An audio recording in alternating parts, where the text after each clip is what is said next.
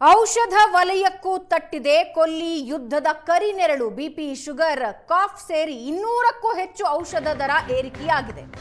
200ಕ್ಕೂ ಹೆಚ್ಚು ಔಷಧಗಳ ಮೇಲೆ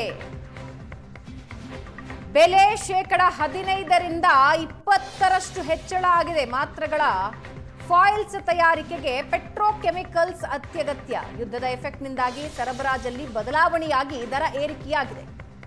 ಸರಾಸರಿ 15% 20% ಔಷಧಗಳ ದರ ಹೆಚ್ಚಳ ಆಗಿದೆ. 15% 20% ದರ ಹೆಚ್ಚಳ ಆಗಿದೆ. ಯಾವುದೋ ಒಂದು ಮೆಡಿಸನ್ಗೆ, ಮಾತ್ರೆಗೆ 100 ರೂಪಾಯಿ ಕೊಡ್ತಾ ಇದ್ರಿ ಅಂತ ಹೇಳಿದ್ರೆ ಈಗ 115 ಅಥವಾ 120 ರೂಪಾಯಿ ಕೊಡಬೇಕಾಗತ್ತೆ.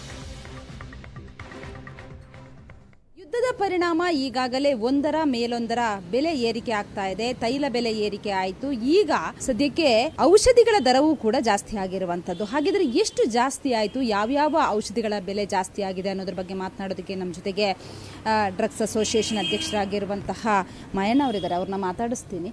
ಸರ್, ಯಾವಾಗಿಂದ ದರ ಜಾಸ್ತಿ ಆಗಿದೆ ಮತ್ತು ಏನು ಕಾರಣ ಇದಕ್ಕೆ? ನೇರ ಕಾರಣ ಬಂದು ಮಧ್ಯಪ್ರಾಚ್ಯ ಯುದ್ಧದ ಎಫೆಕ್ಟ್ ಮೇಡಮ್. ಎಲ್ಲ ಇದು ಒಂದು chain link. Petrol, diesel rate, petrochemicals rate, ಪ್ರತಿಯೊಂದಕ್ಕೂ ಕೆಮಿಕಲ್ಸ್ ಟ್ರಾನ್ಸ್ಪೋರ್ಟೇಷನಿಂದ ಹಿಡಿದು ಮತ್ತು ನಮ್ಮದು ಕೆಲವು ಇದಕ್ಕೆ ಪೆಟ್ರೋಕೆಮಿಕಲ್ಸ್ ಅತ್ಯಗತ್ಯವಾಗಿ ಬೇಕಾಗಿರೋದ್ರಿಂದ ಎಲ್ಲವುದು ಜಾಸ್ತಿ ಆಗೋ ಸಂಭವ ಇದೆ.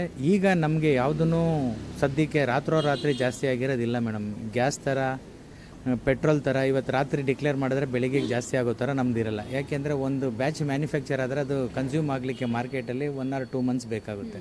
ಆ ನೆಕ್ಸ್ಟ್ ಬ್ಯಾಚ್ ಮ್ಯಾನುಫ್ಯಾಕ್ಚರ್ ಮಾಡಿದಾಗಲೇ ನಮಗೆ ಕರೆಕ್ಟಾಗಿ ನಿಖರವಾಗಿ ಎಷ್ಟು ಜಾಸ್ತಿ ಆಗಿದೆ ಅಂತ.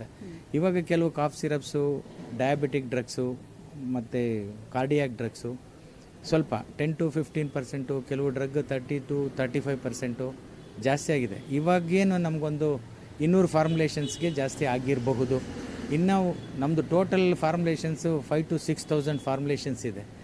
ಅದೆಲ್ಲ ನಿಖರವಾಗಿ ನಮ್ಗೆ ಗೊತ್ತಾಗೋದು ಒಂದು 6 ತಿಂಗಳು ಟೈಮ್ ತೊಗೊಳುತ್ತೆ ಮೇಡಮ್. ಮಾರ್ಕೆಟಲ್ಲಿ ಏನು ಕನ್ಸ್ಯೂಮ್ ಆಗುತ್ತೆ ಅದಾದಮೇಲೆ ಅವ್ರು ನೆಕ್ಸ್ಟ್ ಮ್ಯಾನುಫ್ಯಾಕ್ಚರ್ ಮಾಡಿದಾಗ ನೆಕ್ಸ್ಟ್ ಬ್ಯಾಚ್ಗೆ ನಮ್ಗೆ ಗೊತ್ತಾಗುತ್ತೆ ಯಾವುದು ಇದಾಗಿದೆ ಅಂತೇಳಿ, ಹೈಕ್ ಆಗಿದೆ ಅಂತ. ಹಾಗಾಗಿ ಸದ್ಯಕ್ಕೆ ಒಂದೇ ಸಲ ರಾತ್ರೋರಾತ್ರಿ ಇದ್ರ ಥರ ಒಂದೇ ದಿವಸಕ್ಕೆ ಗ್ರಾಹಕರಿಗೆ ಹೊಡೆತ ಬೀಳಲ್ಲ. ಇದು ನಿಧಾನಕ್ಕೆ ಒಂದೊಂದೇ ಆಗ್ತಾ ಹೋಗ್ತಾ ಇರ್ತದೆ ಮೇಡಮ್. ಇದು ಅಂದರೆ ಎಷ್ಟಿತ್ತು, ಎಷ್ಟು ಜಾಸ್ತಿ ಆಗಿದೆ ಅಂತ? ಇವಾಗ ಎಕ್ಸಾಂಪಲ್ 10 ರೂಪಾಯಿ ಇರೋದು 11 ರೂಪಾಯಿ, 11.5 ಆಗ್ಬೋದು. 100 ರೂಪಾಯಿ ಇರೋದು 110 ರೂಪಾಯಿ, 120 ರೂಪಾಯಿ ಈ ಥರ ಆಗಿರೋದು. ಕಾಫ್ ಸಿರಪ್ಸ್ ಕೆಲವು 120 ರೂಪಾಯಿ ಇದ್ದಿದ್ದು 132 ರೂಪಾಯಿ ಈ ಥರ ಆಗಿದೆ. ಇನ್ನೂ ನಮಗೆ ನಿಖರವಾಗಿ ಗೊತ್ತಾಗಬೇಕಂದ್ರೆ ಇನ್ನೊಂದು 2 to 3 months ಹೋಗಬೇಕು. ಬಟ್ ಯುದ್ಧದಿಂದಾಗಿ ಈ ಎಲ್ಲ ಅಗತ್ಯ ವಸ್ತುಗಳು ಜಾಸ್ತಿ ಆಗಿರೋ ತಮಗೂ ಗೊತ್ತಿದೆ. ಅದೇ ರೀತಿ ಮೆಡಿಸಿನ್ಸು ಜಾಸ್ತಿ ಆಗುತ್ತೆ. ನಮ್ದು ಏನಂದರೆ ರಾತ್ರೋರಾತ್ರಿ ಗೊತ್ತಾಗಲ್ಲ. ಇದು 2 to 3 months ಬೇಕಾಗುತ್ತೆ ಮೇಡಮ್. ಇದರ ಎಫೆಕ್ಟ್ ಜನಗಳಿಗೆ ತಗಲಬೇಕಾಗುತ್ತೆ. ಏನು ಕಾರಣ ಸರ್? ಅಂದರೆ ಔಷಧಿ ಮೇಲೆ ಕೂಡ ಯಾಕೆ ಇಷ್ಟೊಂದು ಜಾಸ್ತಿ ಆಗೋದಕ್ಕೆ ಕಾರಣ ಆಯಿತು ಅಂತ? ಎಲ್ಲವುದು ಟ್ರಾನ್ಸ್ಪೋರ್ಟೇಷನ್ ಮೇಲೆ ಮತ್ತು ಕೆಮಿಕಲ್ಸ್ ಮೇಲೆ ಎಲ್ಲ ಡಿಪೆಂಡ್ ಆಗಿರೋದು. ಟ್ಯಾಬ್ಲೆಟ್ ಔಷಧಿಗಳು ತಯಾರಾಗೋದು ಎಲ್ಲಿಂದ? ಕೆಮಿಕಲ್ಸ್ ಟ್ರಾನ್ಸ್ಪೋರ್ಟೇಷನ್ ಆಗಲೇಬೇಕಲ್ಲ. ಒಂದರಿಂದ ಒಂದು ಚೈನ್ ಲಿಂಕ್ ಅಲ್ಲ ಮೇಡಮ್. ಇದು ಕೆಮಿಕಲ್ಸ್, ಪೆಟ್ರೋಕೆಮಿಕಲ್ಸ್ ಬೇಕು, ಪೆಟ್ರೋಕೆಮಿಕಲ್ಸ್ ಸಿಕ್ಕಲ್ಲ. ಹಂಗಾಗಿ ರಾ ಮೆಟೀರಿಯಲ್ಸ್ ಕಡಿಮೆ ಆಗಿರೋದ್ರಿಂದ ಸ್ವಲ್ಪ ಜಾಸ್ತಿ ಆಗುತ್ತೆ ಮೇಡಮ್. ಕೆಲವು ನಿಖರವಾಗಿ ಬೇಕಂದ್ರೆ ಇನ್ನೊಂದು 2-3 ತಿಂಗಳು ಬೇಕು ಮೇಡಮ್. ಆಗ್ತಾ ಇದೆ, ಎಲ್ಲ ರೇಟ್ ಜಾಸ್ತಿ ಆಗುತ್ತೆ.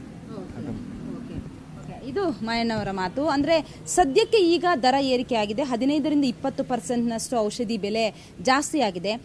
ಇದು ಗ್ರಾಹಕರಿಗೆ, ಅಂದರೆ ಯಾರು ಔಷಧಿಯನ್ನು ತಗೊಳ್ತಾ ಇರುವಂತಹ ಗ್ರಾಹಕರಿಗೆ ಸದ್ಯಕ್ಕೆ ಅದರ ಎಫೆಕ್ಟ್ ಗೊತ್ತಾಗದೆ ಇದ್ರೂ ಕೂಡ ಇನ್ನೊಂದು ತಿಂಗಳಲ್ಲಿ ಇದರ ಎಫೆಕ್ಟ್ ನೇರವಾಗಿ ಅವರಿಗೆ ಸಿಗುತ್ತೆ. ಯಾಕಂತಂದರೆ ಮತ್ತಷ್ಟು, ಅಂದರೆ ಈಗ ಸದ್ಯಕ್ಕೆ 200ರಷ್ಟು ಔಷಧಿಗಳ ದರ ಏರಿಕೆ ಆಗಿದೆ. ಅದರ ಜೊತೆಗೆ ಇನ್ನೊಂದಷ್ಟು ಔಷಧಿಗಳ ದರ ಏರಿಕೆ ಕೂಡ ಆಗುವಂತಹ ಸಾಧ್ಯತೆ ಇರುತ್ತೆ. ಹಾಗಾಗಿ ಇನ್ನೊಂದು 2 ತಿಂಗಳಲ್ಲಿ ಖಂಡಿತವಾಗಿಯೂ ದರ ಎಷ್ಟಾಗಿದೆ, ಎಷ್ಟು ಎಫೆಕ್ಟ್ ಆಗುತ್ತೆ ಅನ್ನುವಂಥದ್ದು ಗೊತ್ತಾಗುತ್ತೆ ಅಂತಾರೆ. ಬೆಂಗಳೂರಿನಿಂದ ಕ್ಯಾಮರಾ ಪರ್ಸನ್ ಯುವರಾಜ್ ಜೊತೆಗೆ ಮಮತಾ ಮರದಾಳ, ಏಷ್ಯಾನೆಟ್ ಸುವರ್ಣ ನ್ಯೂಸ್.